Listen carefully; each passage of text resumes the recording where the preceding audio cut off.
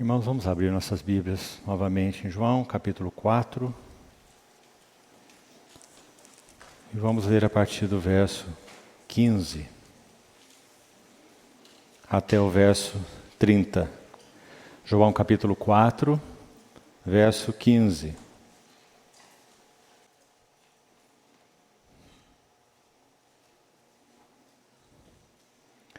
Disse-lhe a mulher: Senhor, dá-me sempre dessa água para que eu não mais tenha sede, nem precise vir aqui buscá-la. Acudiu-lhe Jesus: Vai, chama teu marido e vem cá. Ao que lhe respondeu a mulher: Não tenho marido. Replicou-lhe Jesus: Bem disseste, não tenho marido, porque 5 maridos já tiveste, e esse que agora tens não é teu marido. Isso disseste com verdade. Senhor, disse-lhe a mulher: Vejo que tu és profeta. Nossos pais adoravam neste monte. Vós, entretanto, dizeis que em Jerusalém é o lugar onde se deve adorar. Disse-lhe Jesus: Mulher, podes crer-me que nem neste monte, nem em Jerusalém, adorareis o Pai. Vós adorais o que não conheceis. Nós adoramos o que conhecemos, porque a salvação vem dos judeus.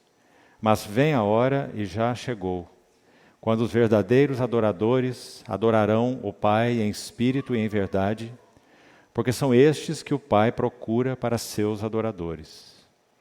Deus é espírito, e importa que os seus adoradores o adorem em espírito e em verdade. Eu sei, respondeu a mulher, que há de vir o Messias, chamado Cristo. Quando ele vier, nos anunciará todas as coisas. Disse-lhe Jesus: Eu o sou, eu que falo contigo. Neste ponto, chegaram seus discípulos e se admiraram de que estivesse falando com uma mulher. Todavia nenhum lhe disse: Que perguntas? Ou por que falas com ela? Quanto à mulher, deixou o seu cântaro, foi à cidade e disse àqueles homens: Vinde comigo e vede um homem que me disse tudo quanto tenho feito. Será este, porventura, o Cristo? Saíram, pois, da cidade e vieram ter com ele. Vamos ainda no livro dos Salmos, capítulo 7, Salmo 7, verso 9.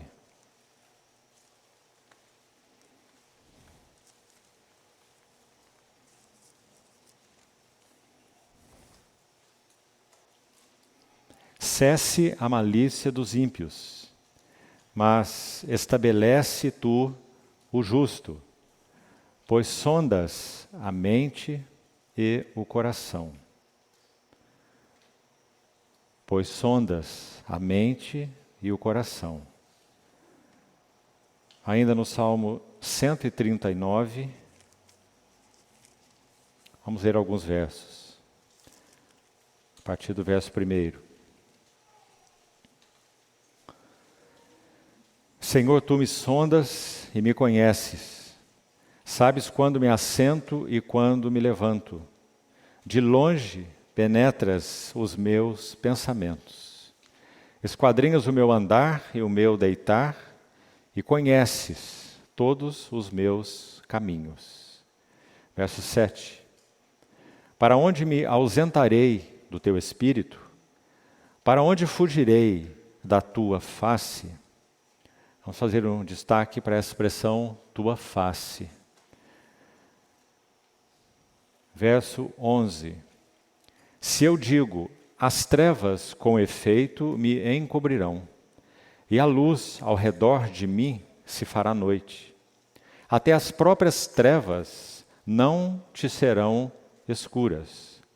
Ou, em outras palavras, até as trevas não são trevas para ti.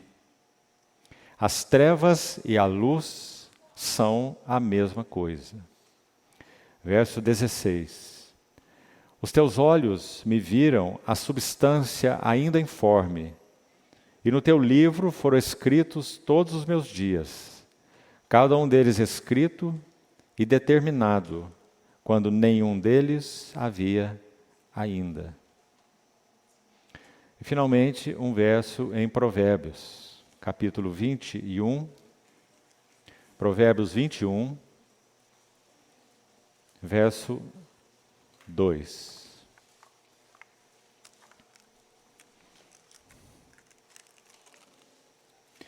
Todo o caminho do homem é reto aos seus próprios olhos, mas o Senhor sonda os corações.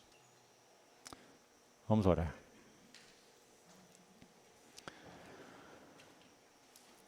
Senhor, mais uma vez somos muito agradecidos e nos sentimos tão privilegiados de termos Tua santa palavra soprada diretamente pelo Teu Espírito, escrita e posta diante de nós.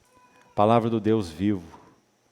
Obrigado, Senhor, porque o Senhor nos fez alvo e receptáculos dessa preciosa palavra, viva, eficaz, eterna, como um martelo que esmiuça a penha. Por isso pedimos ao Senhor que o Senhor mesmo faça uso da Tua santa e poderosa palavra em nossas vidas e corações nessa noite de meditação. Que o Senhor seja a voz que possamos ouvir nessa noite. Estende Tua mão sobre nós, Senhor.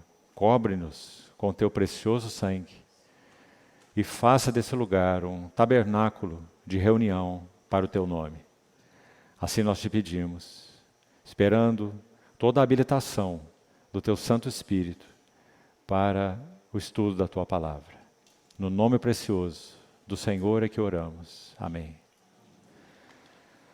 Irmãos, voltando então ao capítulo 4 de João, nós necessitaremos dar um pequenino passo atrás para podermos seguir hoje, pois nós não completamos adequadamente esse que nós chamamos de o degrau número 4, nessa escada ascendente da autorrevelação de Cristo, ou da glória de Cristo a essa mulher.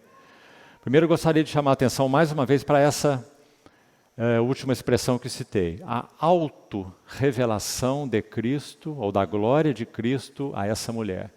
Essa foi a experiência de todos nós. Não tínhamos nenhum conhecimento de Deus, a não ser um conhecimento de segunda mão.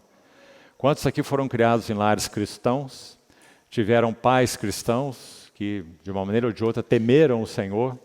Quantos aqui tiveram o privilégio ainda maior de ouvirem as Escrituras lidas diante deles desde que eram criancinhas? Mas, meus amados irmãos, houve um tempo específico, definido, em que pudemos realmente ver o nosso Senhor Jesus como Ele é. O nosso Redentor, o nosso Salvador, aquele a quem nos lançamos com toda a confiança, integralmente, e o confessamos como nosso Senhor, nosso Cristo, nosso Redentor, nosso único Salvador. Testemunhamos isso com os nossos lábios, porque nós cremos no nosso coração. Testemunhamos isso passando pelas águas, não para que os outros vejam, sobretudo, mas para que o testemunho seja diante do próprio Senhor, diante de principados, diante de potestades. Tudo fizemos por quê? Porque pela graça de Deus, nós tivemos olhos abertos. A autorrevelação de Cristo. Ele decidiu, autorrevelação. Ele decidiu mostrar-se a nós e o fez. Então atraiu nossos corações e continua atraindo os nossos corações. O que ele faz com essa mulher? Para usar então a figura que já usamos, ele vai subir uma escada, então ascendente, de 6 degraus. E dissemos que ele como que toma essa mulher pela mão.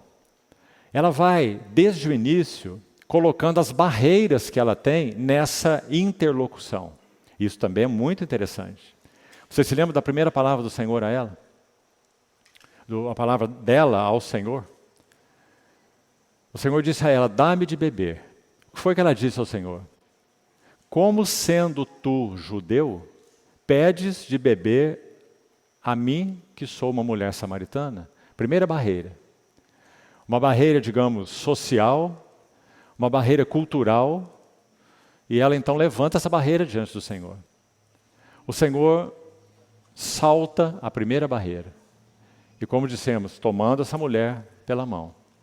E caminhamos até o 4º degrau. E ele vai levando essa mulher acima.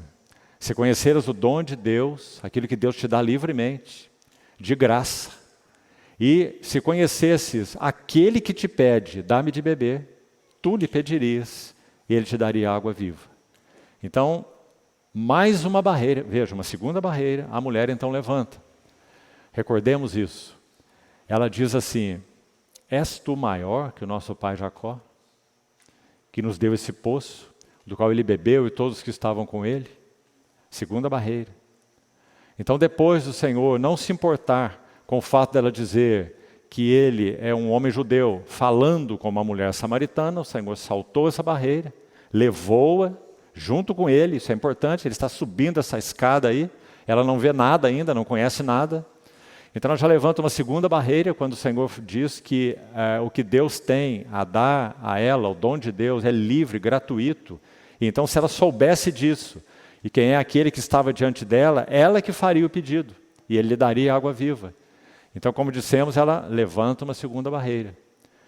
Você é maior que o nosso pai Jacó, que nos deu este poço maravilhoso, de águas correntes, frescas, cristalinas, águas vivas, como eram chamadas essas águas, né? Mesmo que naturalmente falando, águas puras, cristalinas, frescas, vivas, de um poço de quase 40 metros de profundidade. Segunda barreira. E nosso Senhor segue com mais uma palavra, derrubando mais uma barreira. E nós então, já meditamos nisso, chegamos e terminamos na reunião passada nesse 4º degrau que o Senhor irá subir com ela. Então vamos atentar um pouquinho mais para ele. O verso 15 que nós lemos mostra claramente que a partir daqui o Senhor vai atingir a consciência dessa mulher de uma maneira bem direta. Isso é tão importante vermos. Por quê? Porque o Senhor está usando a figura do próprio poço natural para falar de uma realidade espiritual. Ele é o poço. Aliás, se o Senhor permitir e pudermos encerrar esse assunto hoje até o 6º degrau, daqui 15 dias, já que a nossa próxima reunião será especial, pós-encontro, né? Que teremos os adultos e os jovens. Mas então, daqui a 15 dias, na reunião de quarta-feira, eu gostaria de falar sobre, complementando esse assunto da mulher samaritana, sobre o significado de poço na Bíblia. Como é que esse tema é mencionado na Bíblia, o que exatamente ele significa.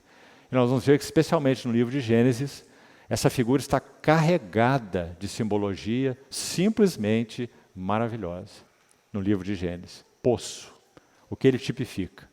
Então, ela falou com o Senhor sobre essas águas vivas, o Senhor vai saltando essas barreiras, e nós chegamos aqui no verso 15, estamos ainda então recordando um pouco do 4º degrau que o Senhor sobe com ela. Verso 15 então, a mulher diz a ele: Senhor, dá-me dessa água para que eu não tenha mais sede nem precise vir aqui buscá-la. O que nós já vimos?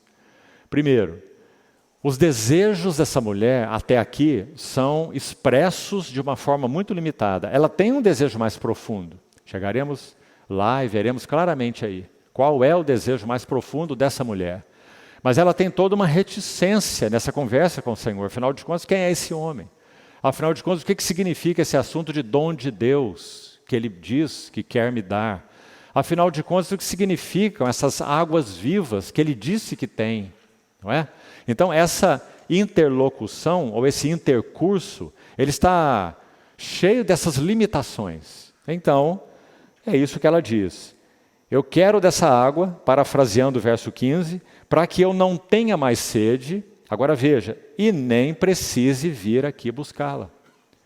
Então, essa última frase é importante, irmãos, porque mostra a limitação dos desejos expressos dessa mulher, não dos íntimos. Os íntimos nós não chegamos lá ainda, não é? Estamos caminhando para eles. Ela vai ser exposta. Mas até aqui ela está nesse nível. Ela, de alguma maneira, entende que pode ser que esse homem tenha realmente uma água que vá fazer esse trabalho com ela e livrá-la dessa tarefa tediosa todos os dias. A água se precisa buscar todos os dias, não é? Ou quase todos os dias. Ir a esse poço, no maior calor do dia, sozinha, isolada, já vimos por quê, né? O contexto social, cultural, fazendo uma tarefa árdua. Pode ser que ela fosse uma serva de alguém, certamente ela era uma mulher pobre, quer fosse serva de uma senhora, quer não fosse, porque ela mesma foi buscar água. Se ela fosse uma mulher que tivesse condições financeiras, ela não iria nesse poço, mandaria alguém buscar água para ela. Então, além de tudo, era uma mulher pobre.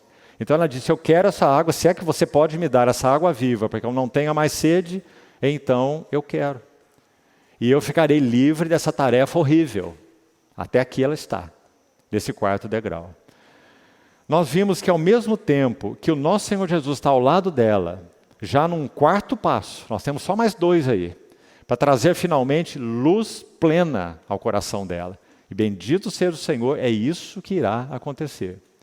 Então, nesse ponto, ela ainda obscura, o nosso Senhor vai atingir a consciência dela diretamente. Aqui nós temos um ponto de virada. Porque até aqui era poço, água viva, dom de Deus, coisas que ela simplesmente tateava sobre essas coisas, né? Então agora o Senhor, como dissemos, vai usar uma espada mais profunda, atingindo o coração. Mais especificamente a consciência do coração, com essa frase.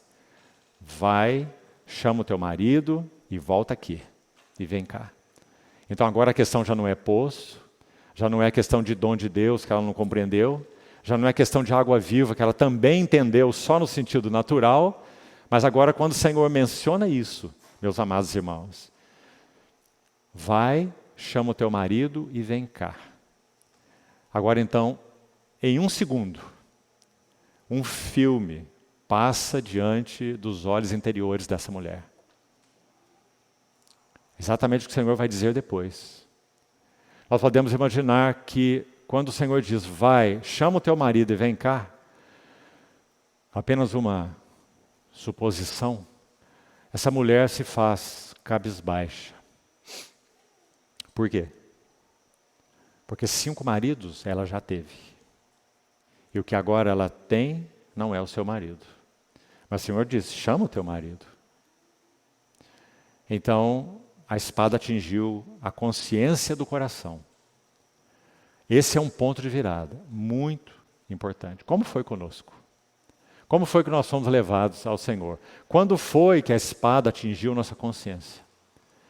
Porque se não atingiu, meus irmãos, nós podemos ter nascido num lar cristão, temos tido bons pais, inclusive que nos ensinaram a palavra de Deus, mas nós não somos convertidos. Somos só convencidos. Se a espada de Deus não atingiu a nossa consciência e nos despiu diante do Senhor, para que nós víssemos os nossos trapos de imundícia naturais. Eu sou isso, eu sou aquilo, eu fiz isso, eu sou bom, eu cuido dos outros, eu nunca roubei, eu nunca fiz isso, eu nunca fiz aquilo, né? E nos baseamos nisso para apresentar a Deus, para sermos aceitáveis, justificados por obras. Mas se a espada do Senhor, no passado de nossas vidas, também traspassou os nossos corações, então nós fomos convertidos, não fomos convencidos. Realmente vimos o Salvador. Então nosso Senhor está conduzindo essa mulher a esse ponto. Ela ainda não está nesse ponto, mas a espada já traspassou. Então vamos continuar com essa figura. Ela então como que abate a sua cabeça porque ela tem que fazer uma triste confissão. Não tenho marido. Você vê que outras vezes a frase, a fala dela para o Senhor foi mais extensa, não é? Como sendo tudo judeu, pedes a mim, beber a mim, que sou uma mulher samaritana, és tão maior que o nosso pai Jacó, que nos deu esse poço no qual ele bebeu, também seu gado e os que estavam com ele. Um discurso mais longo, não é? Mas agora o Senhor diz, chama o teu marido e vem cá. E ela responde com uma frase, não tenho marido. Porque agora ela não tem muito o que falar. O que ela vai discursar diante dessa colocação do Senhor? Então, nosso Senhor, continuando, lembrando aqui ainda, se o Senhor está aí ao lado dela, nesse intercurso maravilhoso, levando essa mulher para cima dessa escada, para a revelação da glória de Cristo a ela, por outro lado, irmãos, há um outro que está aí. Isso citamos também na reunião anterior. Paulo em 2 Coríntios 4, capítulo e versículo 4, 2 Coríntios 4, 4, ele vai dizer assim, escute, nos quais, falando dos incrédulos, que neste caso até aqui era essa mulher, uma mulher incrédula, claro, nos quais o Deus deste século cegou o entendimento dos incrédulos. É um ato sobrenatural do inimigo de Deus. Vamos repetir. O Deus deste século cegou o entendimento dos incrédulos, para que lhes não resplandeça. Olha isso. A luz do Evangelho da glória de Cristo. Não falamos que é isso que o Senhor está fazendo com essa mulher? A autorrevelação da glória dele, glória de Cristo, a essa mulher. É o que ele está fazendo. Mas tem outro do lado. Buscando de todas as formas impedir que a luz do Evangelho, da glória de Cristo, resplandeça para dentro dessa mulher. E foi assim com cada um de nós. Cada um de nós vivenciamos a mesma coisa. Quem sabe alguns de nós é muito comum essa experiência. Tiveram um falar aqui, um falar ali, algo particular do Senhor aqui ou ali, mas ainda não se converteram. Foram tocados de alguma forma, foram, quem sabe, movidos ou comovidos no seu interior de alguma maneira pelo que ouviram, mas ainda não foram convertidos, porque a batalha estava sendo travada. Creio que muitos de nós aqui, se fôssemos dar o nosso testemunho, diríamos que nós não tivemos uma conversão instantânea. Alguns sim, e graças ao Senhor. A obra em cada um de nós é distinta. Estou certo que alguns de nós poderiam dizer que tiveram uma conversão processual. Foram sendo convencidos, penetrados por essa espada, até esse dia final, quando realmente tudo se rasgou, o véu se rasgou e o joelho se dobrou e a confissão foi feita. Tu és o Salvador, meu, o Cristo, Filho do Deus vivo, meu Redentor. Então, meus irmãos, nesse ponto nós estamos. Vai, chama teu marido e vem cá. Não tenho marido. Senhor, segue. Bem disseste, não tenho marido. 5 maridos já tiveste, o que agora tens não é teu marido. Vamos fazer uma pausa aqui, muito importante. Eu gostaria que você aguçasse seus ouvidos aí. Vou repetir o que numa reunião anterior, no domingo pela manhã, reuniões que não são gravadas, eu disse algo aos irmãos que eu gostaria de colocar para todos aqui novamente. Se você sair daqui hoje, esquecendo tudo que eu disse e guardar isso, eu estaria muito satisfeito. E é o seguinte, irmão. As barreiras que impedem a graça de fluir, elas são levantadas pela miséria, que essa mesma graça quer inundar. Ouviu bem, irmão? Vamos tentar explicar isso um pouco mais. Quais são as barreiras que se levantam dentro de nós e que se levantaram dentro dessa mulher, que impediam esse dom de Deus, essas águas vivas, essa graça de fluir? Quais foram? Nós já estamos no 4º período, se não me engano, juntos aqui, nesse texto, e nós citamos várias barreiras, vou repeti-las aqui. Sem dúvida, ela tinha medo, ela tinha vergonha, ela tinha dores muitas, imagine, se não tinha. 5 maridos já tivesse, onde que eles estão? E o que agora tens não é teu marido. Vergonha, ressentimento, amargura, dores, um senso de exploração, de inferioridade, isolamento, tédio, rejeição. Muitos, não é? Muitas barreiras.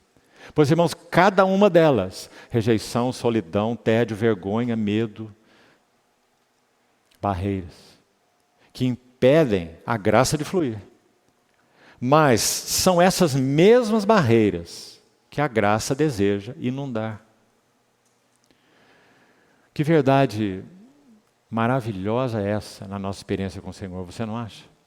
Quais seriam, então, as barreiras que poderiam impedir a graça de fluir em nós? Nenhuma. Vou colocar mais uma delas aqui, que também já mencionei em reunião anterior, que sem dúvida também estava no coração dessa mulher. E é uma barreira talvez muito básica, sobre todas as outras que citamos aqui. Falta de perdão. Porque, meus irmãos, sejamos honestos. Se todos nós nascemos pecadores e não santos, todos nós vitimamos outros e fomos vitimados por outros. Certo? Todos nós, sem exceção. Eu nasci em pecado, diz o salmista, e em pecado minha mãe me concebeu. Nascemos em pecado, nascemos num ambiente pecaminoso. Por mais que nós tenhamos nascido num lar cristão, como nós falamos, essa é uma grande bênção, mas não importa. Não existem lares perfeitos, não existem pais perfeitos. Não existem famílias perfeitas, porque nós somos imperfeitos. Estamos nesse processo gracioso do trabalhar do Espírito santificador em nossas vidas, formando em nós um caráter que nós nunca tivemos quando nascemos, o caráter de Cristo. Meus filhinhos, por quem sofro dores de parto, até que Cristo seja formado em vós. E eles já eram convertidos. Os Gálatas. E Paulo falou sobre Cristo formado neles. Não é assim? Então pense sobre isso. Colocado à luz do que eu falei. Todas as barreiras que levantamos são barreiras que a graça deseja inundar. E, para citar então talvez a mais básica e fundamental delas, falta de perdão. Pense sobre isso, irmão. Cada um de nós teve experiências distintas. Graças a Deus pela igreja, como ela é diversa. Como a graça de Deus é diversa e maravilhosa. Então pense sobre você. Já ocorreu do Senhor levar você, na luz dele, a fatos específicos, passados, em que não foram bem resolvidos no teu coração? Quem sabe com pai, quem sabe com mãe, quem sabe com abandono, quem sabe com rejeição, quem sabe porque tinha o filho preferido e você não era ele. Muitas coisas. Será que os nossos corações foram bem resolvidos nesse assunto? Será? Se não foram, são barreiras que continuam levantadas. Falta de perdão. Nosso pai era imperfeito, nossa mãe era imperfeita, nossos irmãos eram imperfeitos, nossos colegas eram imperfeitos, o mundo é imperfeito. E essa mulher viveu tudo isso agudamente. E agora? Meus amados irmãos, perdão é uma pedra fundamental na nossa relação com o Senhor. O Senhor contou uma parábola para falar sobre isso. Acho que precisamos fazer uma pausazinha aqui. Então, vou fazê-la. Nosso Senhor Jesus disse que aqueles que não liberam perdão, eles são entregues, espiritualmente falando, a atormentadores, verdugos, na parábola do Senhor, em Lucas 18. Se você quiser ler na sua casa depois. Lucas 18. E o Senhor disse assim: eu os entregarei a atormentadores, e dali eles não sairão, até que pague o último centavo. E o pagar o último centavo, na linguagem da parábola, é o perdão. Esse pagamento que não foi dado a um devedor. Leia a parábola para você ver. Um senhor perdoa um homem que devia muito a ele. E esse homem que foi perdoado de uma dívida impagável, ele tinha um outro que também devia a ele, mas devia uma coisa pequena. Então esse Senhor o perdoou de uma dívida imensa, impagável, falando do perdão do Senhor a nós. Nossa dívida era completamente impagável, não é? E essa pessoa perdoada assim, tão generosa e maravilhosamente pelo Senhor, ele vai agarrar o pescoço do seu credor, que lhe devia pouco, e vai esmagá-lo, para que ele pague tudo o que devia. Então esse Senhor, que havia perdoado este, ele vai dizer: então agora eu vou lançar você para os atormentadores. E dali você não sairá até pagar o último centavo. Muito forte a expressão do Senhor. Sabe por que foi tão forte, irmãos?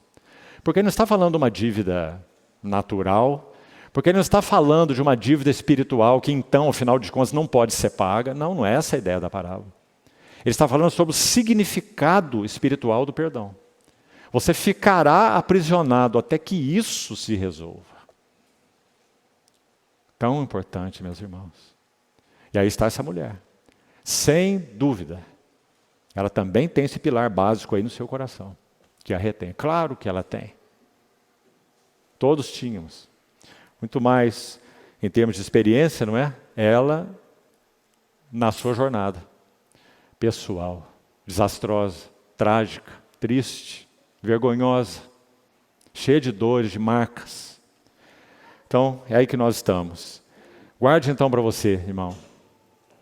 Precisamos entregar ao Senhor, lançar aos pés do Senhor cada barreira que esteja impedindo a graça de fluir. Do contrário, nós vamos ficar presos. Não poderá haver avanço espiritual. Mais uma coisa ainda aqui. No domingo pela manhã, nós também nos lembramos de uma figura. Eu gostaria de retomá-la aqui para que vejamos quão maravilhosa é essa graça. E hoje eu vou explicar um pouco mais, deter um pouco mais no que falei rapidamente no domingo pela manhã. Em 1982, foi formado finalmente, foi alagado, o famoso Lago de Itaipu, para se constituir a represa de Itaipu. 1982. Foi um decreto governamental de 1966, ordenou a construção dessa represa, que você sabe envolve 3 países, né? Brasil, Paraguai e Argentina. Mas esse decreto de 66, então os preparativos, a represa, enfim, e tudo mais começou a ser construído, e o alagamento final, é a parte final, né, claro, depois de tudo pronto, a represa, os maquinários, uma obra monstruosa, uma das maiores do mundo, essa represa de Itaipu. Quando ela foi construída, então veio a hora do alagamento. 1982, eu me lembro bem, muito bem, dessa época, porque no Rio Paraná, onde essa represa foi feita, há uma cidade do Paraná, na fronteira com o Paraguai, que se chama Guaíra. Ela está na fronteira com o Paraguai e os paraguaios chamam em Tupi-Guarani de Guairá. Nessa cidade, do lado brasileiro, Rio Paraná, no lado brasileiro, estava a maravilhosa, ali estava o salto, ou cataratas, como chamavam, das 7 quedas. Meus irmãos, era a maior cachoeira do mundo. Ela era 2 vezes maior do que as cataratas do Niágara, que fazem divisa entre Estados Unidos e Canadá. Também é linda. Mas as cataratas das 7 quedas tinham o dobro do volume de água. Há uma outra queda, são as mais famosas do mundo, né? Há uma na Zâmbia, na África, se chama Victoria Falls. Essa catarata, a catarata das 7 quedas, ela tem 13 vezes o volume de água da famosa Victoria Falls. 13 vezes mais no volume de água. O dobro das cataratas do Niágara. Você vai entender por que eu estou dizendo isso. O som das cataratas das 7 quedas, o som dessas águas tumultuadas, turbulentas, podiam ser ouvidos a 30 quilômetros de distância. 30 quilômetros de distância. O volume de água, então, dessa que era a maior do mundo, 13,3 mil metros cúbicos por segundo. Isso significa 13 mil caixas de água, dessa de 1.000 litros aí que tem nas casas, 13.300 caixas de água de 1.000 litros por segundo. A maior cachoeira do mundo. Bem, o que aconteceu em 1982? Depois de toda a represa construída, as comportas acima do rio, de outras barragens, Rio Paraná, elas foram abertas, E em apenas 14 dias, o lago de Itaipu, monstruoso, foi formado e submergiu as 7 quedas.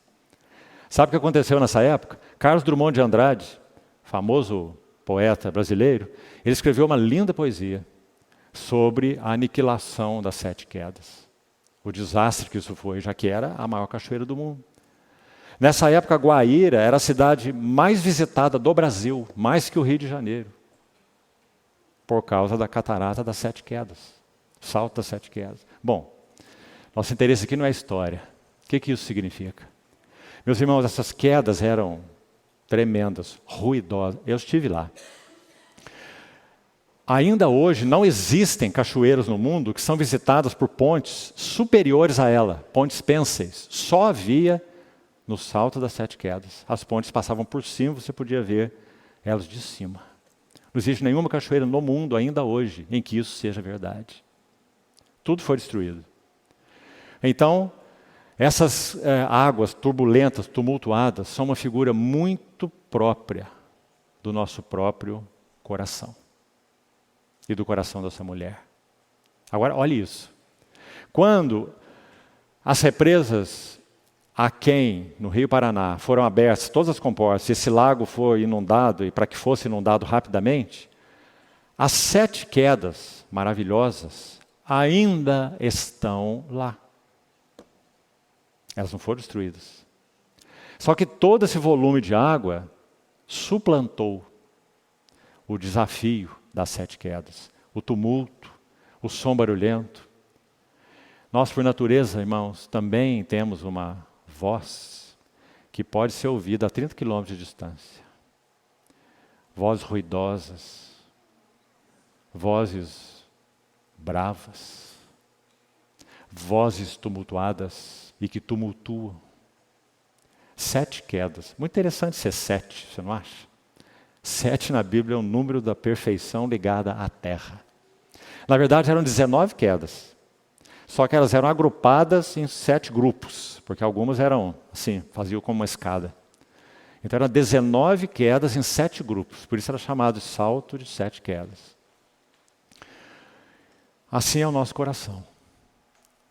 Ruidoso, furioso, ainda está aí dentro de cada um de nós.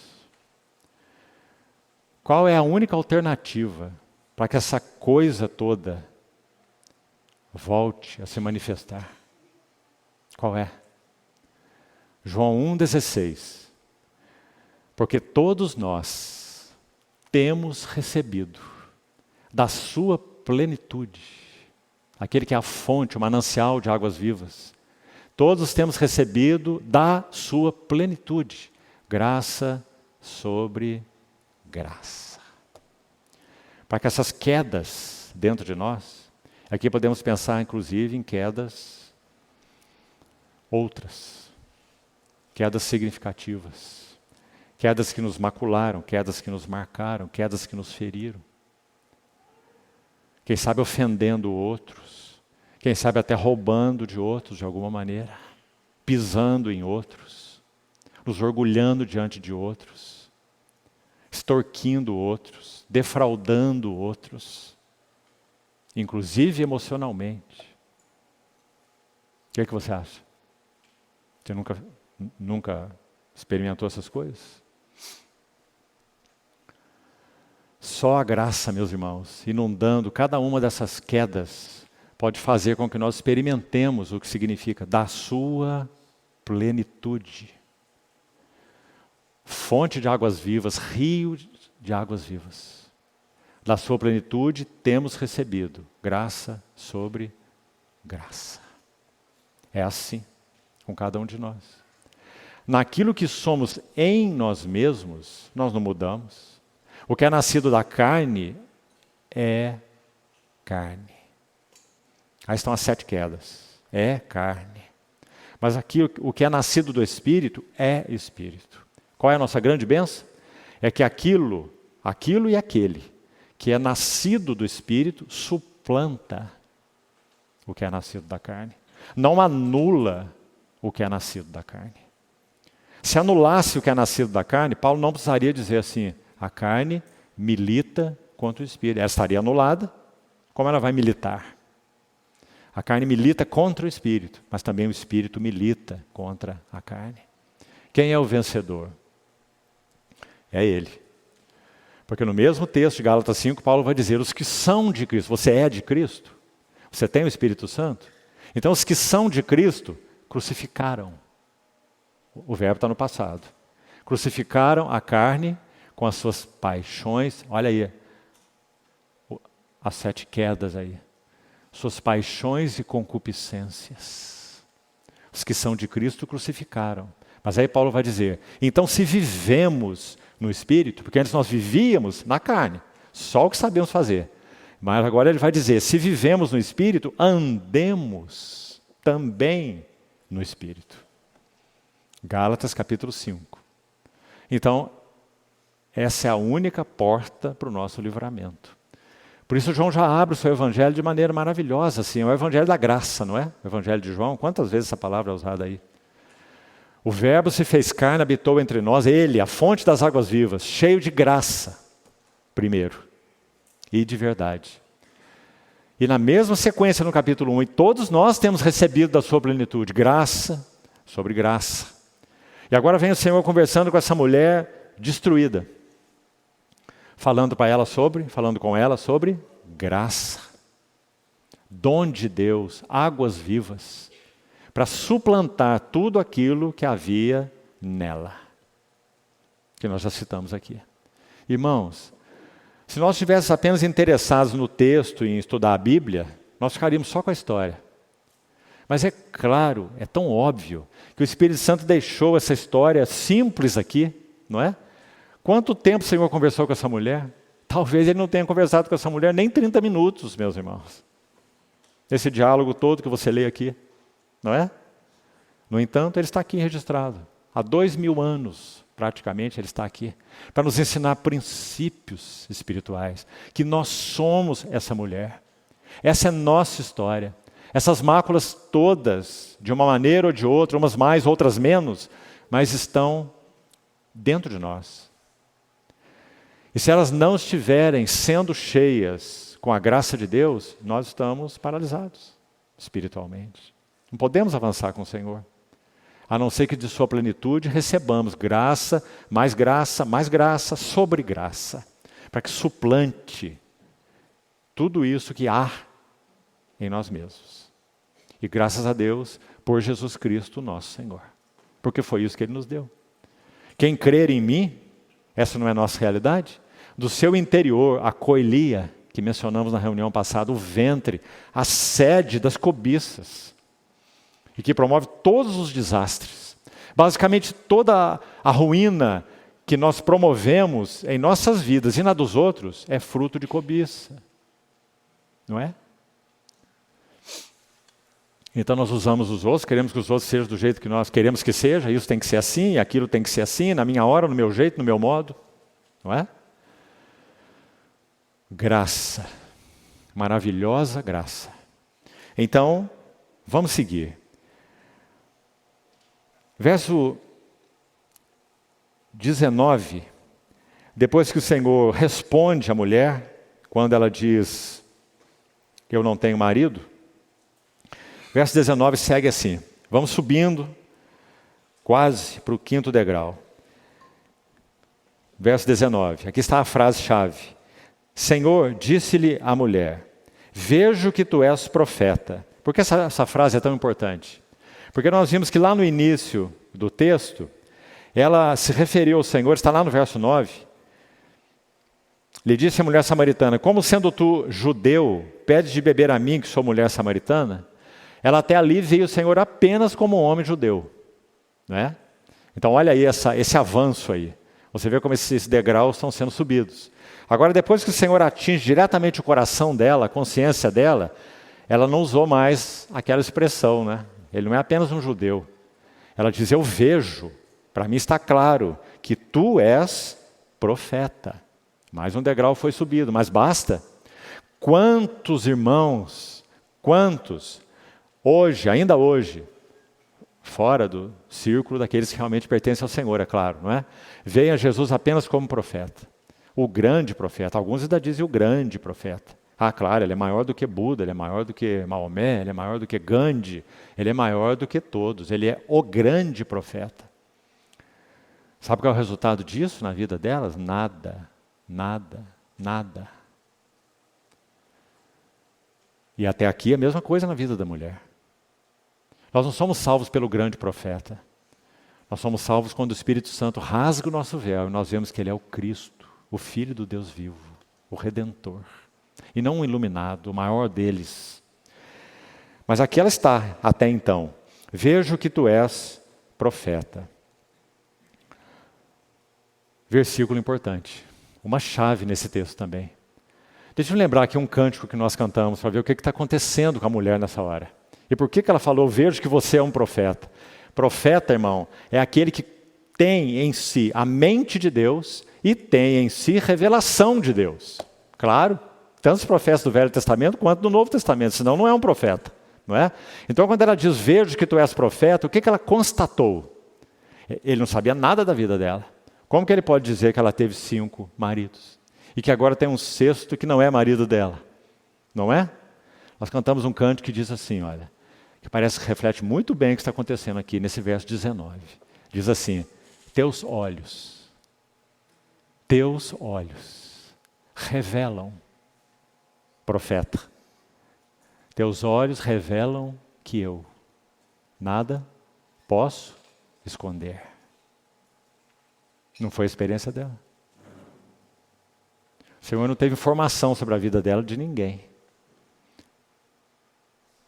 Teus olhos revelam que eu nada posso esconder. E mais à frente diz assim, tudo sabes de mim. Não foi essa a história dela? Quando olhas, mais uma vez, olha esse olhar. Quando olhas o meu coração. Não foi isso que ele fez? Quando ele diz, chama teu marido e vem cá. Quando olhas o meu coração, tudo tu podes ver, bem dentro de mim. Aqui nós estamos, no verso 19, quando ela diz, vejo que tu és um profeta. Agora, interessante esse cântico, vai dizer assim, aí é uma petição, né, daqueles que conhecem o Senhor, diz assim, leva minha vida, já que tudo vês dentro de mim, então levas minha vida a uma só verdade, porque Ele é a verdade. Leva minha vida a uma só verdade, pois quando me olhas, nada posso ocultar. Sei que tua fidelidade leva a minha vida mais além do que eu possa imaginar. Lindas expressões, não é? Se referindo à história dessa mulher. Aliás, irmão, já que falei isso, deixa eu colocar algo, um itemzinho a mais sobre o que eu falava aqui. Essa palavra que eu citei, o nome daquela cidade, Guaíra, no Tupi-Guarani, Guairá, sabe o que significa no Tupi-Guarani? O intransitável, além do que não se pode passar. Foram os índios que deram o nome para aquelas cataratas. O intransitável, o intransponível, Guairá. Além do que não se pode atravessar. Essas são as mazelas do nosso coração. O intransponível, o intransitável. Ah, se alguém tocar ali. Além do que ninguém pode passar. Não é assim o nosso coração? Mas então a graça vem e inunda o intransitável. Agora barcos circulam sobre o intransitável. Se tornou transitável. Porque foi cheio com a graça. Seguindo então. Verso 20. Nossos pais adoravam. Presta atenção, irmãos. Agora nós chegamos no ponto central. Começamos só, o ponto clímax. Está nessa palavra, adoravam. Como que você lê esse versículo? Veja aí. Quando o Senhor, então, atingiu a consciência dela, ela disse, tu és profeta. Depois de dizer isso, coração exposto, então, certo? Exposto em que sentido? No sentido da vida passada dela, não é? Que o Senhor havia exposto. Agora, se o Senhor tocou, levou a luz dele até o coração dela, expôs a vida passada dela, preste atenção, por que que ela fala de adoração? Será que foi uma esquiva? Você sabe que já ouvi alguns pregadores mencionarem assim? Como se ela estivesse tentando desviar o assunto, porque o Senhor expôs a vida dela, não expôs? Então ela vai tentar fugir. Ela falou, então, Senhor, se o Senhor é um profeta, esclarece aqui para mim uma dúvida teológica. Aqui nesse monte é que vai se adorar, em Gerizim, ou é em Jerusalém que vai se adorar? Irmãos, eu não penso assim de forma nenhuma. Que ela está se esquivando e tentando sepultar aquele assunto e levar o Senhor, que é o profeta que ela encontrou ali, para explicar para ela o que é certo, adora aqui ou adora ali. Não. Através dessa palavra dela, vamos repetir de novo esse verso 20. Nossos pais adoravam neste monte. Vós, entretanto, dizeis que em Jerusalém é o lugar que se deve adorar. Você está vendo adorar aí? Chegamos no clímax por quê? Porque depois que o coração da mulher foi exposto, ela está agora expondo qual é a sua sede mais profunda. Meus irmãos, guardem isso também. A sede mais íntima, a sede insaciável, a sede mais profunda de qualquer homem ou qualquer mulher, tem uma palavra. É a sede de adorar. Uma vez um irmão, escrevendo, se não me engano foi C.S. Lewis mesmo, numa das suas obras ele diz assim, ele era ateu, C.S. Lewis, um ateu convicto, até o Senhor derrubá-lo, ganhar o seu coração e ele se tornar um servo do Senhor. Ele disse assim, que uma das tristezas do ateu, sabe qual é? É ver um magnífico pôr do sol e não ter ninguém para adorar. O que você acha? Depois que o coração dessa mulher foi exposto, o próximo passo é ela falar sobre a sua sede mais íntima. A sede mais íntima dela e de todo homem, de toda mulher, é de adorar. E nós então buscamos matar essa sede de muitas outras maneiras. E aí nós constituímos o que para nós? Ídolos. E nós vamos adorar esses ídolos. O ídolo prazer, o ídolo lazer, o ídolo dinheiro, o ídolo posição, o ídolo poder, o ídolo seja lá o que for. Porque a sede mais profunda é a sede de adorar. Então a mulher não está se esquivando, a mulher está se expondo. Vamos seguir. Acho que não podemos seguir não. Abra comigo 2 salmos aqui para que isso fique bem claro para nós. Um deles nós cantamos já nessa reunião. Salmo 42. Abra, por favor. Esse maravilhoso salmo. Quando ela faz então essa pergunta, nossos pais adoraram neste monte, mas vós dizeis que em Jerusalém é que se deve adorar. Podemos resumir essa fala toda em uma frase. A grande questão da mulher é: onde vamos adorar? Onde se adora? O que é adoração? O que é adoração aceitável a Deus? Não é? Se havia 2 lugares naquela época, ela se preocupou com isso. Eu quero oferecer uma adoração aceitável a Deus, agradável a Deus, então eu preciso saber. Ele vai aceitar a minha adoração no Monte Gerizim, em Samaria, já explicamos sobre isso, ou eu vou ter que ir a Jerusalém para adorar lá em Jerusalém. Porque eu quero adorar, eu preciso adorar. A minha sede mais profunda é de adorar. É porque essa sede não está satisfeita que eu vivi como vivi. Salmo 42 diz assim: como suspira a corça pelas correntes das águas, assim, olhe bem esse verso, por ti, ó Deus, suspira a minha alma. E o verso seguinte, que lindo, diz o quê? Separe só essa frase aí desse verso. Olha, a minha alma tem sede. Isso não é verdade? Sobre todos os homens e mulheres, os perdidos, os que não têm Deus, qual é a sede mais profunda deles? Adorar. Só que eles adoram o que eles não conhecem. Ou adoram ídolos que eles mesmos levantam, como nós falamos. Não muda o fato, não é? Só o reforça. A sede mais profunda é adorar. Minha alma tem sede do quê? De Deus. do Deus vivo, não de ídolos. Agora, preste atenção, olha a última frase, a última parte desse verso 2, com atenção. Quando eu irei, quem está falando é Davi, é um servo do Senhor, aliás, Coré, esse salmo é um dos salmos dos filhos de Coré, servo do Senhor.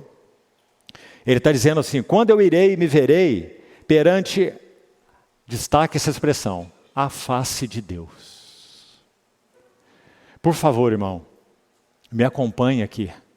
O que é adorar? Adorar é estar diante da face de Deus. O que é adorar? Adorar é uma resposta à revelação da face de Deus. Você tem visto a face de Deus? A glória de Deus na face de Cristo, como Paulo menciona aos Coríntios. Se nós temos visto, então nós temos objeto com O maiúsculo de adoração. É o nosso Senhor Jesus. A Ele nós adoramos. Então, adorar face de Deus. O que está acontecendo com aquela mulher? Nós vimos, ela tocou na sua sede mais profunda, adorar. E o que irá acontecer com ela? Ela vai descobrir que aquele que está diante dela é o próprio Deus. Assim vai terminar. Agora, os Salmos 42 e 43, no texto original, são um salmo só. Não são divididos em dois, 42 e 43. É um salmo só, em sequência. Os números aqui são arbitrários, você sabe disso, não é? Olha o que diz o Salmo 43, no verso 3. Preste atenção. Olha aí na sua Bíblia, por favor. Como que nós adoramos? Como que alguém pode ser levado a adorar o verdadeiro Deus? Ver a face de Deus. Verso 3. Envia a tua luz e a tua verdade. Não foi o que aconteceu com aquela mulher? Não é nesse ponto que essa mulher está? Envia a tua luz e tua verdade. O que é que o Senhor está fazendo com ela, ali naquele ponto? Exatamente isso. Para quê? Para que me guiem e me levem. Olha que duas palavras lindas. Me guiem e me levem. Onde? Ao teu santo monte. Ela estava preocupada com o monte mesmo, né? Se a adoração recebida por Deus seria em Gerizim ou em Jerusalém. Me levem ao teu santo monte e aos teus tabernáculos. Agora mudou de figura, porque está no plural. Então, se fosse se pensar em termos naturais, tinha um tabernáculo só, não tinha tabernáculos. Deus só tinha um tabernáculo na terra, ali ele era adorado, só tinha um templo, estava lá em Jerusalém, e ali ele era adorado, naturalmente falando. Então, o que são os teus tabernáculos? Da mesma maneira, o autor do Salmo 80, né? Como amáveis são os teus tabernáculos, Senhor dos Exércitos. Por que no plural, se só existe um? Porque esses salmistas, Coré, Davi, eles estão falando de tabernáculos eternos. Eles estão falando de uma relação de comunhão com Deus nos seus tabernáculos. Eles não estão falando de tabernáculo na terra. Nem Coré, nem Davi. E me levem aos teus tabernáculos. Então eu irei, olha aqui, ao altar de Deus. O que é mesmo que altar tipifica na Bíblia? Altar tipifica a cruz de Cristo, em primeiro plano, e adoração. Então irei ao altar de Deus, olhe mais, de Deus que é a minha grande alegria. É isso que ela não tinha, não é? Até ali. Que nenhum homem tem por natureza. Busca objetos de adoração, levanta os seus próprios ídolos, até que ele veja a face de Deus. A glória de Deus na face de Cristo. Então ele adora o que ele conhece. E todos os ídolos são derrubados. Não é? Todos.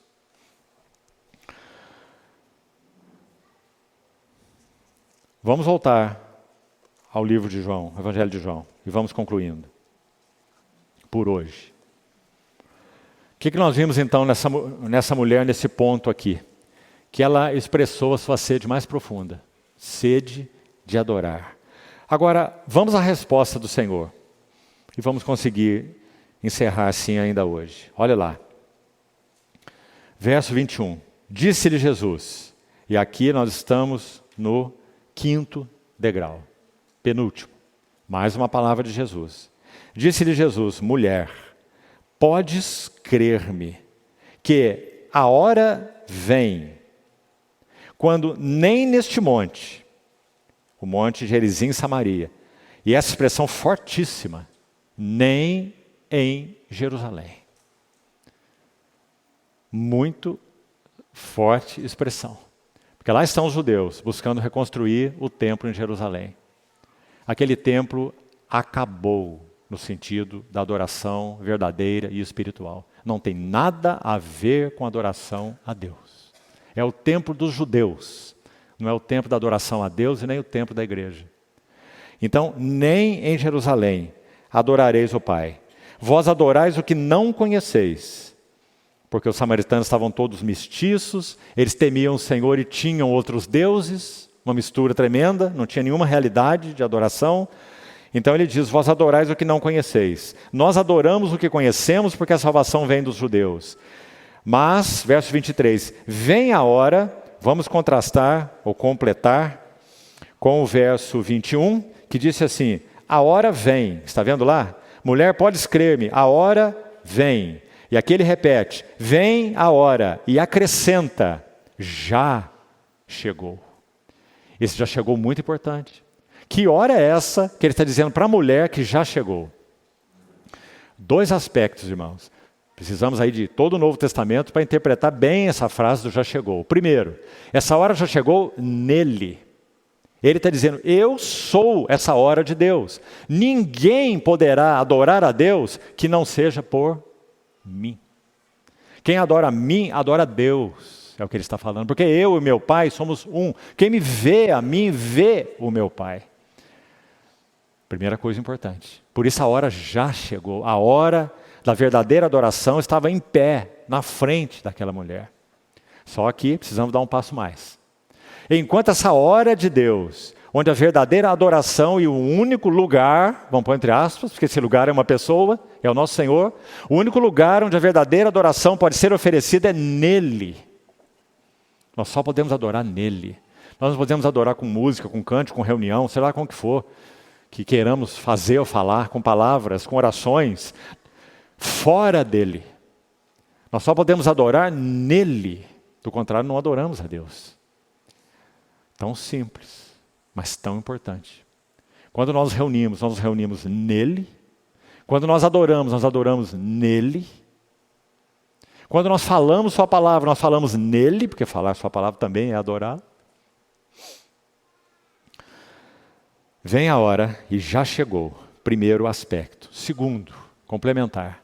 Essa hora nunca poderia ser realidade, nem para essa mulher samaritana, nem para nenhum de nós, se esse que é a hora de Deus fosse a cruz. Porque o grão de trigo teria que cair em terra, morrer, para que não ficasse só, mas produzisse muito fruto. E um terceiro passo que precisamos dar ainda. Depois desse grão de trigo ressurreto, ascenso, entronizado à destra de Deus, se ele não derramasse o Espírito Santo. Porque é dito que quando ele foi entronizado, ele recebeu do seu Pai a promessa do Espírito. Para ele recebeu, porque ele é o varão aprovado por Deus. Ele recebe a promessa e ele faz com ela o que ele quiser. É dele. Compreendeu, irmão? Mas sabe o que ele fez com a promessa que era para ele e que ele recebeu? Derramou isso que vedes e ouvis. É o que Pedro vai dizer no Pentecostes. Então nós recebemos o Espírito do Jesus glorificado. Por isso que pelo Espírito, e aí entendemos a próxima frase, Deus é Espírito. E importa que os seus adoradores o adorem em Espírito e em realidade. Porque nós recebemos o Espírito do Jesus glorificado. Porque ele pessoalmente, o homem glorioso de Deus, o homem glorificado, o homem à destra do trono de Deus, só ele está lá, à destra do trono. O varão aprovado por Deus, ele recebeu a promessa do Espírito e ele quis derramar sobre a igreja. Aliás, isso já estava no seu coração antes da sua morte, antes da fundação do mundo, porque ele é o Cordeiro de Deus. Mas ele o fez em um ato específico. E esse ato foi na sua ascensão, um ato histórico, um ato no tempo. Ele ascendeu historicamente no Monte das Oliveiras. E quando ele ascende ao trono, imediatamente, ele recebe do Pai a promessa do Espírito e imediatamente ele derrama, no dia apropriado, 40 dias depois da sua ascensão, ele derrama o Espírito Santo para constituir a igreja o quê? Um povo que adora em espírito e em realidade. Meus irmãos, ninguém tem essa bênção na face da terra que não seja a igreja. Só a igreja. Os outros adoram o que não conhecem. Os outros adoram a si mesmos. Os outros adoram suas coisas. Os outros adoram seus ídolos. Sejam eles materiais ou imateriais. Mas sempre adora-se alguma coisa. Não é? Mas nós adoramos o único Deus vivo e verdadeiro, que se revelou a nós na face única de Jesus Cristo. Quando irei, me verei perante a face de Deus. Um dia ofereceremos essa adoração absolutamente límpida. Mas hoje, mesmo hoje, nós podemos adorá-lo em espírito e em realidade. E Ele a recebe. E Ele se põe junto conosco quando nós adoramos. E Ele se satisfaz com a nossa adoração. Eis aqui estou os filhos que Deus me deu. Cantar-te-ei louvores no meio da minha congregação. Que bênção maravilhosa, meus irmãos. Adorar não é tocar música, adorar não é cantar letras de cânticos.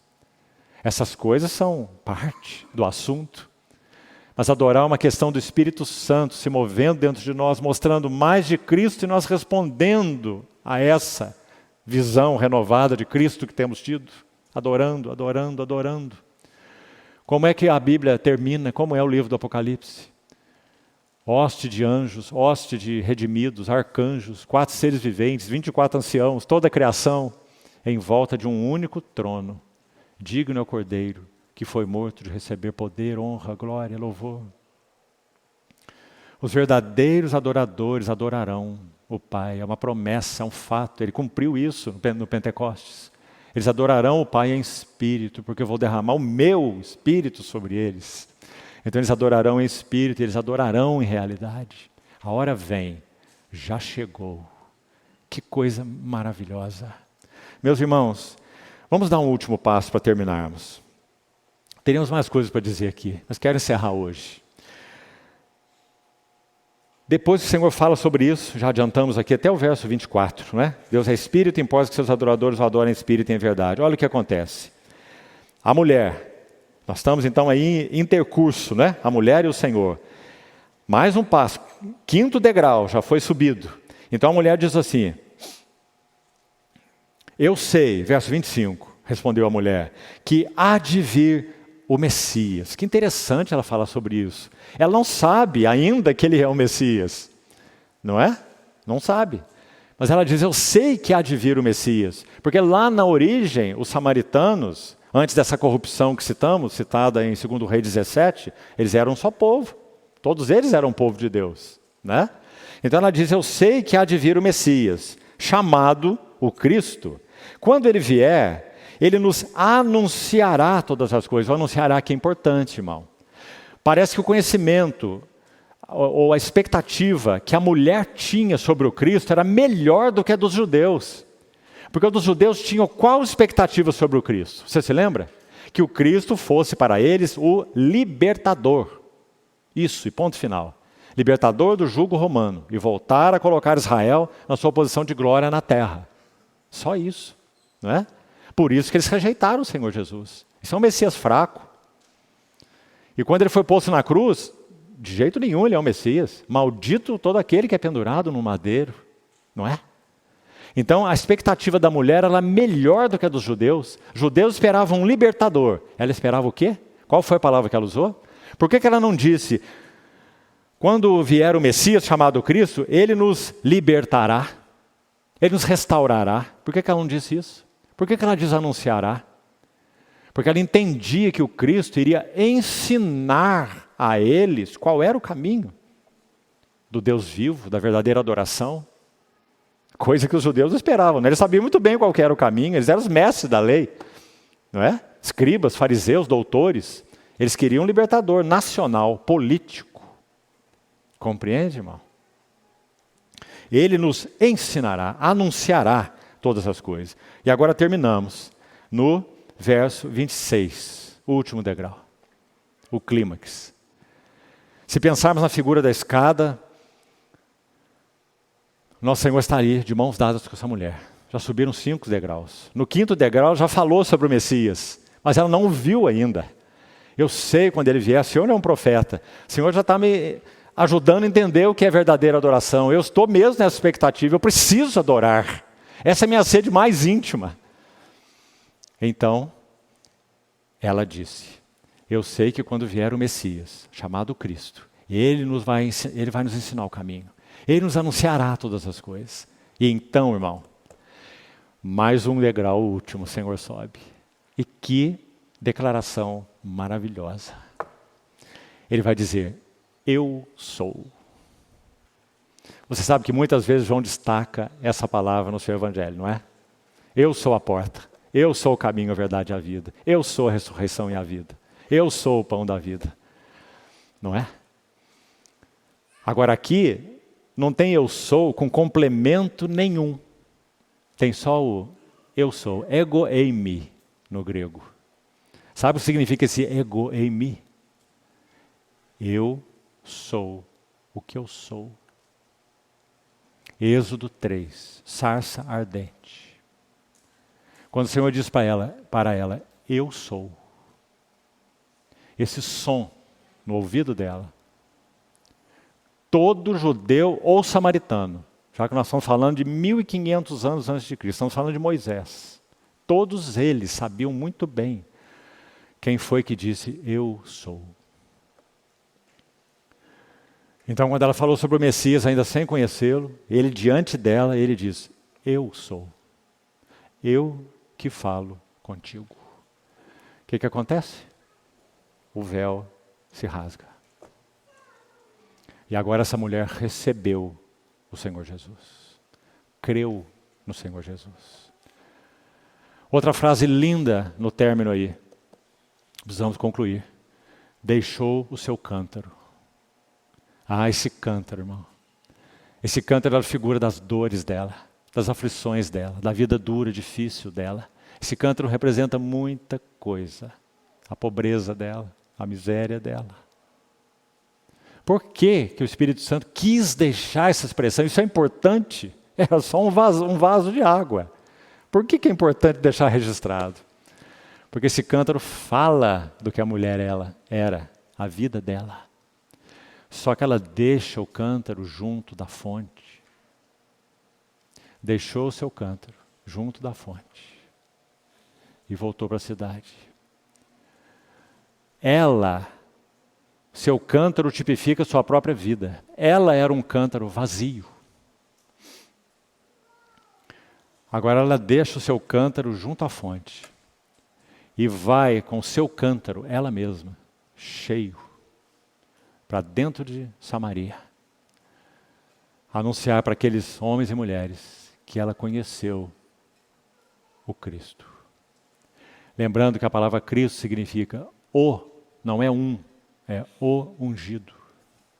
Ela vai dizer para aqueles homens, eu o encontrei.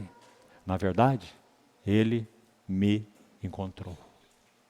Ele me encontrou junto da fonte. Eu deixei o meu cântaro e eu conheci o Cristo. E ela então dá o seu testemunho ali. O Senhor fica 2 dias naquela cidade e uma multidão de samaritanos creem nele. Agora, quando o Senhor usa essa expressão, verso 26, mais uns minutinhos e terminamos. Por favor, me siga aí. Eu que falo contigo. Não quero deixar passar despercebida essa nota, falo. O grande erudito Strong, o autor da concordância de Strong, vai nos dizer que esse falo aqui, essa palavra aí, ela é uma palavra comum, é usada em vários lugares da Bíblia, do Novo Testamento. Mas você precisa examinar o contexto. Então ele vai nos dizer, com toda a sua erudição, que esse falo aí, ele se refere a um intercurso sem restrições. E ele cita 2 exemplos interessantes que eu vou te dizer. Um é muito semelhante ao intercurso do Senhor com essa mulher. É o intercurso do Senhor com o cego, em João 9. Nós vamos chegar lá, uma história magnífica também, de princípios. Quando o cego é expulso da sinagoga, o Senhor o curou, ele foi expulso da sinagoga, E o Senhor vai buscá-lo. Expulso pela sinagoga, mas encontrado pelo Senhor, mais uma vez. Então o Senhor vai buscar aquele que foi expulso. Muito significativo isso. E o Senhor vai se revelar a ele. Então o que fora cego pergunta assim ao Senhor: quem é, Senhor, para que eu creia nele? Falando sobre o Cristo. E o Senhor vai dizer: eu o sou, eu que falo contigo. Falo contigo. Uma conversa íntima, pessoal, um intercurso sem restrição. Essa mesma palavrinha falo aparece na narrativa dos discípulos de Emaús. Quando eles vão, depois do Senhor partiu o pão com eles voltam de Emaús para Jerusalém correndo, vão dizer para os discípulos que eles viram o Cristo, os discípulos vão dizer que eles também já tinham visto, que ele já tinha aparecido a Simão, aliás, o Senhor ressuscitou, já apareceu a Simão, então eles vão dizer assim: não nos ardia o coração, quando pelo caminho ele falava conosco, esse falava, mesmo termo aqui, com a mesma ideia. Esse falar que ardeu o coração deles. Então, nesse ponto, quando o Senhor diz à mulher: eu sou o Cristo, eu que falo contigo. Claro, podemos imaginar a mesma coisa. Agora o coração dela estava convencido, ardente. Ela nem mesmo levou seu cântaro de volta para a cidade. Porque ela entrou em intercurso agora, não com o judeu, não com o profeta, mas agora o seu intercurso é com o ungido. O Cristo, o Messias, o Filho de Deus. E para terminar, abra por favor em Isaías capítulo 12. Apenas vou ler e concluímos. Meditando sobre o assunto, meus irmãos, eu separei 3 textos e vou somente lê-los e vamos terminar. Que eu gostaria de chamá-los de Cânticos da Samaritana. Depois que ela viu o Cristo. Vamos usar as palavras de Isaías e 2 salmos, brevemente. Como se fossem cânticos da boca da samaritana. Isaías 12, verso 2 e 3. Eis que Deus é a minha salvação. Confiarei e não temerei. Porque o Senhor Deus é a minha força, olha isso, e o meu cântico. Ele se tornou a minha salvação. Verso 3. Vós, com alegria, tirareis águas das fontes da salvação. Não foi isso que aconteceu com ela? Esse texto registra muito bem, penso eu, o coração dessa mulher, depois de ter visto o Cristo. Olha agora o Salmo 31. Também vamos apenas lê-lo. Alguns versos. Salmo 31. Abra, por favor. Veja o que diz. Em ti, Senhor, me refugio. Não seja eu jamais envergonhado. Livra-me por tua justiça. Inclina-me os teus ouvidos. Livra-me depressa. Sê o meu castelo forte. Cidadela fortíssima que me salve. Porque tu és minha rocha e minha fortaleza. Por causa do teu nome, tu me conduzirás e me guiarás. Tirar-me-ás do laço que as ocultas me armaram, pois tu és a minha fortaleza. Nas tuas mãos entrego o meu espírito. Não me remiste, Senhor, tu me remiste, Senhor, Deus da verdade. Aborreces os que adoram ídolos vãos. Veja bem, essa era a história dela também lá em Samaria. Eu, porém, confio no Senhor. Eu me alegrarei e me regozijarei na tua benignidade, pois tens visto a minha aflição. Conheceste as angústias de minha alma. Olhe como isso se aplica a ela. Não me entregaste nas mãos do inimigo. Firmaste os meus pés em lugar espaçoso. Compadece-te de mim, Senhor, porque me sinto atribulado. De tristeza os meus olhos se consomem, e minha alma e meu corpo. Gasta-se minha vida na tristeza, e os meus anos em gemidos. Debilita-se minha força por causa da minha iniquidade. Tornei-me opróbrio. Veja essas palavras, irmãos. Para todos os meus adversários, espantos para os meus vizinhos. Não era isso? Ela ia sozinha buscar água. Seus vizinhos a repugnavam. E horror para os meus conhecidos. Os que me veem na rua fogem de mim. Estou esquecido no coração deles, como morto. Sou como um vaso quebrado. Que palavras essas? Cântico da samaritana, depois que ela viu o Senhor. Ainda nesse salmo mesmo, olha o verso 21. Bendito seja o Senhor, que engrandeceu a sua misericórdia para comigo, numa cidade sitiada. E por último, concluindo então, 2 versos apenas do Salmo 40. Também vamos lê-lo à luz da experiência da samaritana que viu o Senhor, que creu no Senhor. Salmo 40, versos 2 e 3 diz assim: tirou-me de um poço, veja o poço aí, um poço de lama e perdição. Colocou-me os pés sobre uma rocha e me firmou os passos. E me pôs nos lábios um novo cântico, um hino de louvor ao nosso Deus. Olha o final desse verso. Muitos verão essas coisas. Muitos samaritanos viram mesmo. E conheceram o Senhor e creram no Senhor por causa dela. Muitos verão essas coisas, temerão e confiarão no Senhor. Maravilhosa graça, meus irmãos. O Senhor continue nos ajudando a tomar dessa fonte de plenitude. Graça sobre graça. Vamos orar. Amado Pai Celestial, muito obrigado por tão imensa salvação.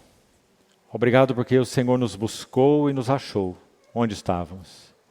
Obrigado porque em Teu Filho e por causa da obra consumada dele, derramaste sobre nós o Espírito Santo, o Espírito do Teu Filho, o Espírito do Jesus glorificado, que mora em nós.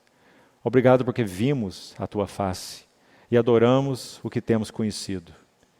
Senhor, nossa petição é que o Senhor nos ajude a sacar do Teu coração de amor graça sobre graça, para que suplante tudo que somos, tudo que temos, tudo que pensamos, tudo que desejamos, e aprendamos a viver nos Teus rios, Senhor. Ajuda-nos nisso, para que sejamos um testemunho mais vigoroso do Teu nome nessa terra, até que vejamos o Senhor face a face. Assim nós oramos, agradecidos, no Teu precioso nome. Amém.